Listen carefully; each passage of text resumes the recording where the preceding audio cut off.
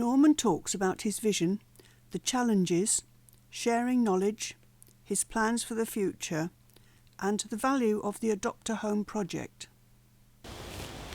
Okay, well, we're here at Wildlife Home 13. Very lucky for some, I think. Yeah. That's Mr. Norman Cassells' Cultural Gardens, I think we could call it, here at on the Business Drive. Mm-hmm. I'm Mike Piankowski of the UK Overseas Charities Conservation Forum. I'm one of the leaders of the project. Mr. Cassells is with me, as is the one of the project officers, Antoine Sinclair, who's an intern with the Montserrat Trust, and we may well be joined by some of his colleague project officers soon. The voice you'll hear mysteriously from behind the camera is Anne Piankowski, who is the producer and director of this series of videos. So, good afternoon, Mr. Cassells. Hi, good afternoon. And thank you for becoming an adopter and for letting us visit and interview you. So, would you like to describe your rather special wildlife home to us? Well, the whole focus and trend, well, it grew out of a hobby, background of growing up in farming. But over time I decided in the post-volcanic era to develop this as sort of like an ecological water garden with a focus on using ornamentals as well as fruits and fruit trees and vegetable growth to showcase into a large part the local plants, but at the same time actually utilizing some hard to find or even exotic plant material, so as to make the experience of being here not only exhilarating one, but also an educational experience. And the water garden part is about using aquaponic ponds as well as koi ponds in the future to actually have a different source of food in terms of the fish from the aquaponic pond, as well as increasing the production from agricultural side with the vegetable production associated with the aquaponic pond. And that also, the intention was to have that as a part of an educational experience, because a few years ago we did the training in Antigua in terms of aquaponics, and I thought it important to share the whole concept of the aquaponics. Unfortunately, the pandemic sort of delayed a few things, so we put that on hold until next year.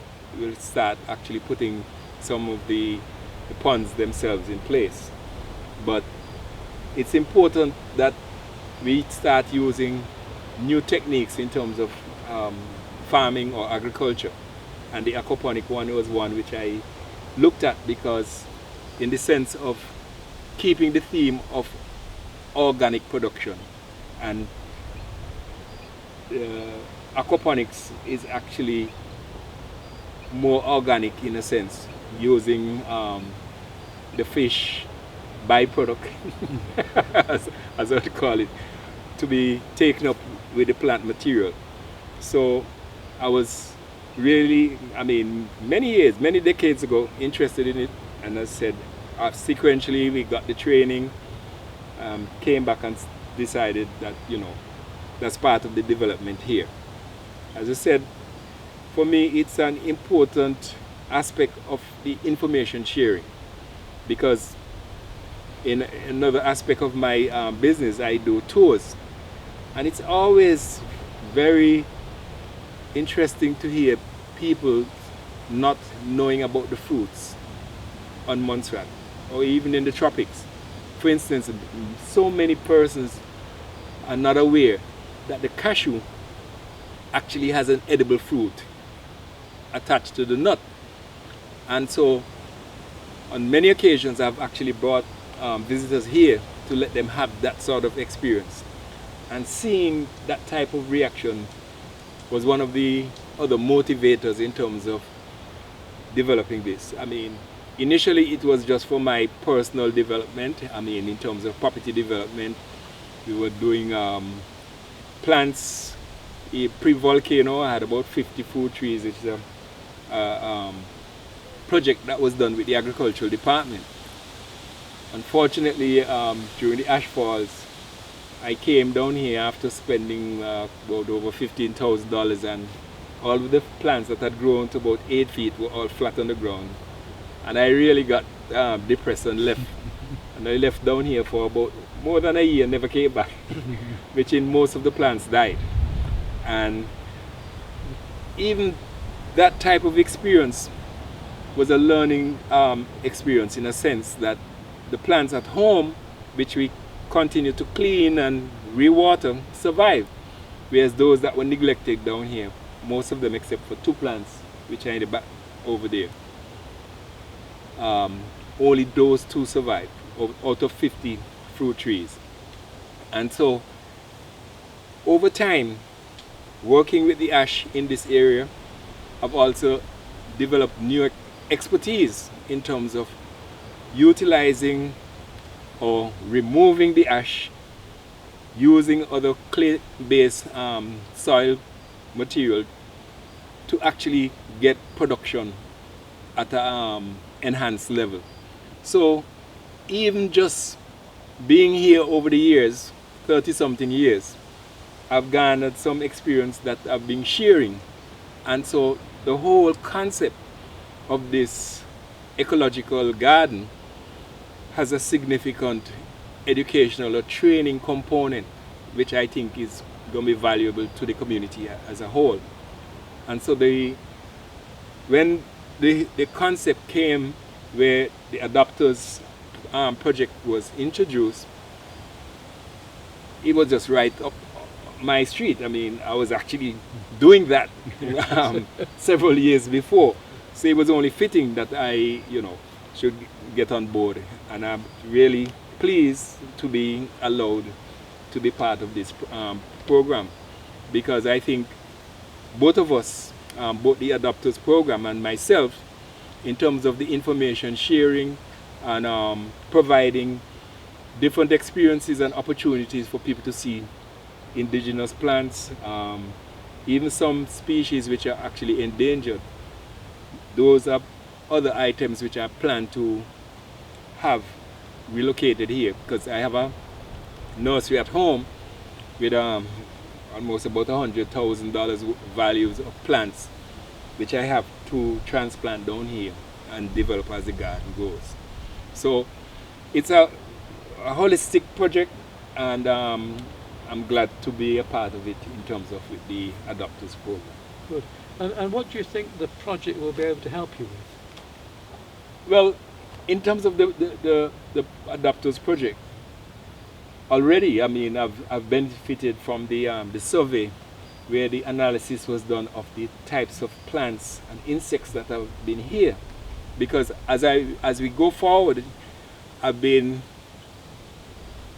removing some of what we would generally determine or classify as weeds, but also learning from even within the project that several of them have herbal properties, which again is another part of the information sharing that I want to get involved with. The survey was also important in terms of identifying what was there before. I mean, I would have loved if this had happened 30 years ago at the start of this my project here, because it's always good to have baseline data. And so it was critical, because I even discontinued the agricultural production in other parts until the survey was complete, because I was being told that there were so many new and unusual species that were being found. And even in doing work here, I've seen so many unusual insects. So I recognized that it was important to have some sort of data gathering along that line. And so this was a very, very important component in terms of that analysis and survey that was initially done, and that is also going to help in terms of the future management of the the site itself. And so already I can say, although I've not seen the full report of what the analysis that has been done, but just knowing and even hearing from some of the colleagues in terms of what was being found, you know, has even piqued my interest even more in terms of going forward with this project. Certainly Montserrat is incredibly rich in insects, and many species which occur only on Montserrat. That's important. I don't know, Anton, were you involved in the survey on this site? Well, I didn't really get to go on the surveys like that.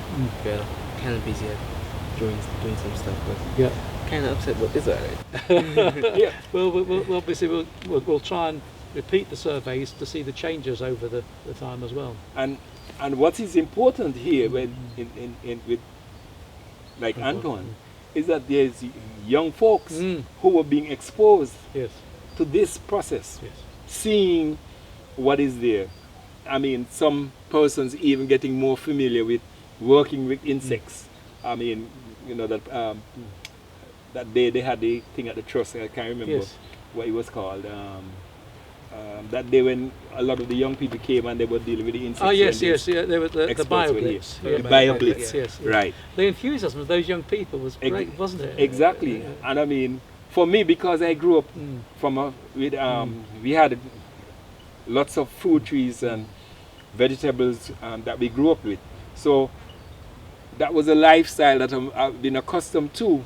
But I found as we have gone and transitioned with the after the volcanic era, that a lot of the young ones have not been exposed to that type of ecological background. And so I'm really excited that some of these young ones have been involved with that type of analysis. Your enthusiasm shines through, especially I'm impressed with how you want to share your information. You talked about the interest that the tourists who come. Do you have school visits as well? Do the schools come with their groups for you to talk to them? That is part of the plan, but given the stage things are at this time, I haven't actually done any school visits, but that's part of the whole project concept, is for school groupings, even events, weddings, etc. That's the whole concept of a multifunctional ecological garden, because sites like this, apart from the National Trust, are rare on Montserrat. And so even like we were trying to get more wetland features in place, so even the koi pond that I'm planning to put here, again, all of these are aspects of the ecology that we want to promote and see more young persons exposed to. But as I said, as time goes on, we have church groups that we're looking at. I actually had one young lady who came down here a couple of years ago, and she was so thrilled. She was saying to her mother, it's the first place on Montserrat she came and saw so many different plants, that because she's into art, so she took samples of several of the plant leaves because she was going to carry them home to trace and do some artwork. And that was actually a kicker for me, a motivator, because I said, well, because it was at a period when it was a bit of drought was on, and you know, sometimes you go through this phase and you say like, boy, is it really worth it? But when I heard her saying that, it gave me enough motivation for the next couple of years. You know, so just to understand that it is with that whole experience, because for instance, down here, the first plum rose, the first pineapple, the first melons that my son ate came from down here. And as we growing up as children, my father always took us to go and pick something for ourselves, especially when it was the first crop from a tree. And I've been carrying on that tradition. I just had a goddaughter visiting from the UK, and I brought her down here to have some plum rose. And I said, you must go on the tree and pick it yourself to have that experience. And so it's to see the reaction with young people from that. And you know, of course, when you bite a fruit and it's sweet and lovely, it's a lifelong memory. And that is the whole experience I want to share with this process. That's excellent. I think we should probably also say there's another opportunity which we hope will come here, in that this is your land here, but across the stream, across the gut, is some land of the National Trust, and we might be able to develop a situation where you've got your sort of historically cultural site here and the natural site there to complement. That's we're going to be ambitious for the future. Yes, actually, as well, I've been actually securing plants already with that plan in mind, because coincidentally I was actually having discussions with the Department of Environment on doing that very same thing, until when this adopters program came, when I learned from Mrs. Francis that really that area is actually under the jurisdiction of the National Trust. So we said, well, you know, everything works in a way, because right now we even have some seedlings of the lignum vitae, which is an endangered species. So I've actually been securing some so that we can put some of them in the we clear a section as we had discussed and replace it with some of those endangered species, because and then we could be able to label them and have visitors to see this is an endangered species, and you know, so it's all those things coming together. So I'm really excited about the Adopters project and the benefits that can be derived as we go forward. And of course they will continue to support you as we go into the next 2 years of the project.